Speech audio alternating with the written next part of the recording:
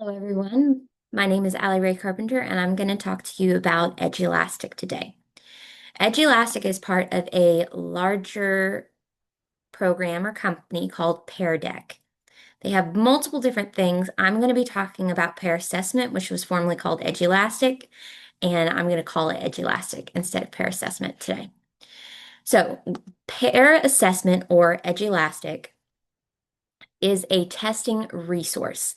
So you can create tests, you can assign tests to different classes.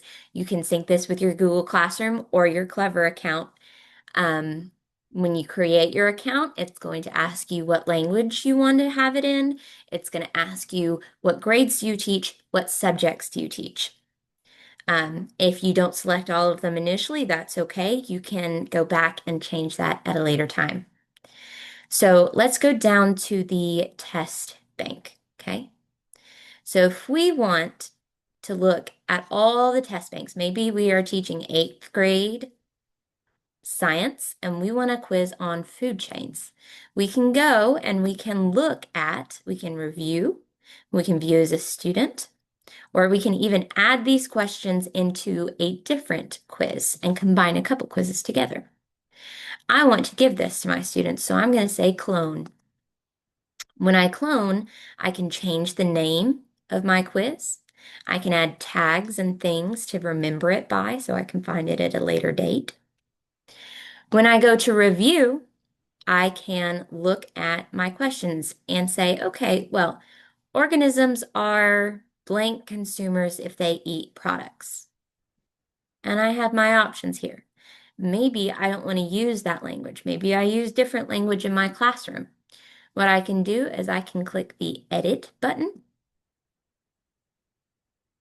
and then I can go change the options that I have. I can do that there.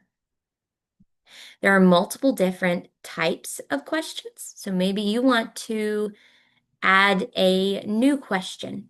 You can search up, maybe I want a question about hawks. It says, and here's another question that we can then add to our quiz. Maybe what you're looking for just isn't in Edulastic. Maybe somebody hasn't thought of it. Maybe you talked about something specific that you can't find in their database. Well, you can click Create a New Item, and you have multiple choices. You have multiple choice options where it can be single select or multi-select. You have fill in the blank, different options. We have all sorts of different things that we can do. For English, you can have passages, you can insert passages and then ask them multiple questions on those passages. They can even look very similar to standardized questions on your tests. If you want to do math, which is my subject, I can add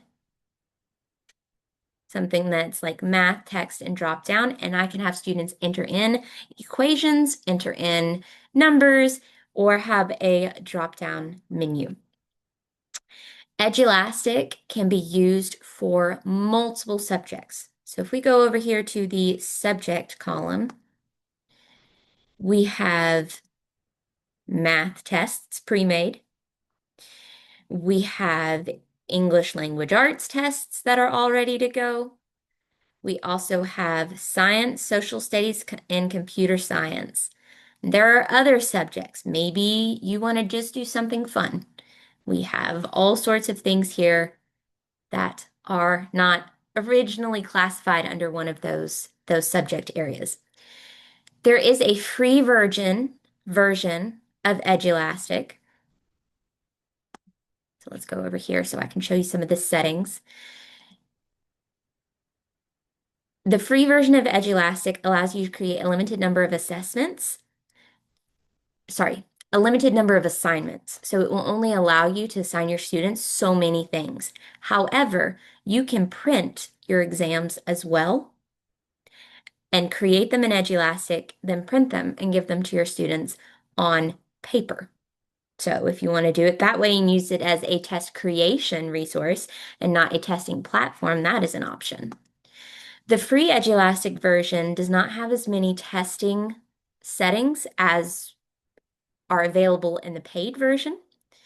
Um, so in the paid version, you can have the test timed. You can have students have multiple attempts. If we go over here to my paid account, we go over here and we look at one of my quizzes that I'm giving right now. Doesn't give the student's last name, so we don't have to worry about HIPAA or anything. In my settings, I have the option to have students retake the quiz. So if, for example, they make less than a 100, I will automatically bump it back to them, and I can change how many times it will do that. It will give them all the questions they got wrong and any feedback that I gave them. It will also prevent them from exiting the quiz if they try to leave more than once, or if they're out for more than 10 seconds, it will automatically shut them out. So this is a free resource, but it is also something that you can pay for and expand and use in greater quantity. This is something that I use in my classroom every single week, so I hope it's helpful to you guys as well.